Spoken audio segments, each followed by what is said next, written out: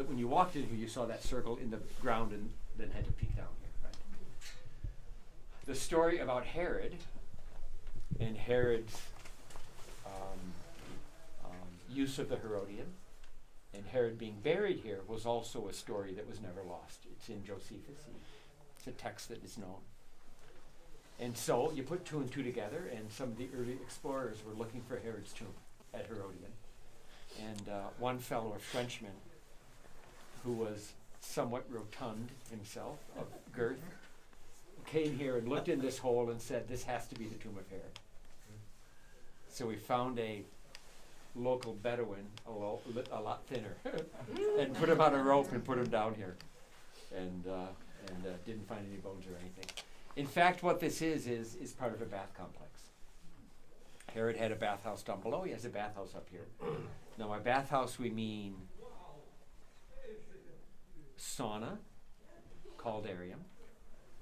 We mean room temperature water. So this time of year it would be water at 50 degrees. Frigidarium.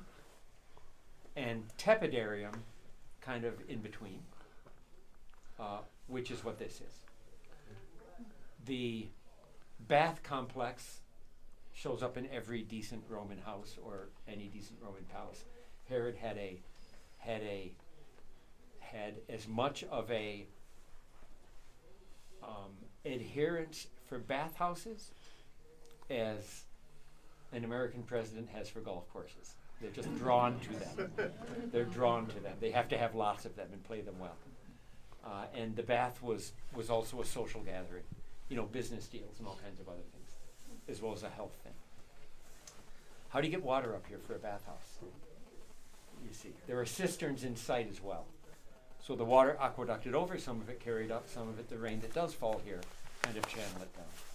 And the bathhouse is here. Now, the dome is, I'll teach you a Latin archaeology term. The dome is in situ, which means what? It's in place. This is not reconstructed. This little bit has been. But these stones are here since Herod put them there. Mm-hmm. And notice the keystone is missing. Right? That's the chimney. Every one of these stones is cut of a different angle and shape, isn't it? How do you plan that? How do you do that? How do you...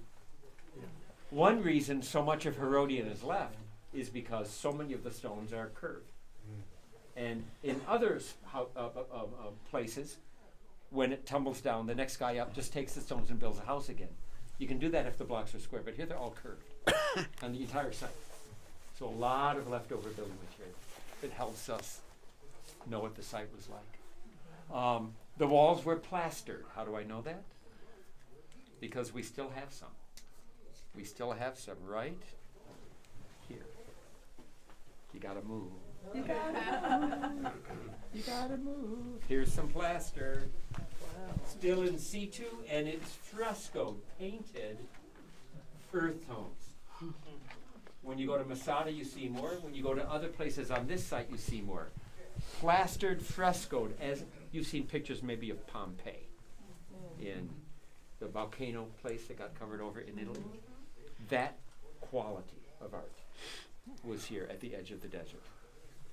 Now this particular room was another 2 meters, 7 feet deep. But we filled it in to protect the fresco. Otherwise people would be chipping at it and taking it away. So someday this is going to be dug all the way down and then some kind of glass around it to protect it, like at Masada, and then we can see the full height of the room. You know, he built in style. He built in style. I dare any one of you to design and build a building that will still be standing in 2,000 years. You know, ain't gonna happen. So all these stones here, they're natural, not man-made. They're all local building material quarried from on site, and then they're cut block of the local building material. They're not poured concrete. I was wondering about those pottery pieces. No, wherever you see this, or this, or this is plaster that's put up where the stone is starting to crack and come out for safety reasons so we can be here. wherever you see the pottery stuck in, they stick that there to tell you that that's a reconstructed thing. But if you dug all that out, it would still stay, right? It's just not safe enough for the tourists to be on. Paul, can you explain how they cut those stones and how many hours, man hours it took? Long time.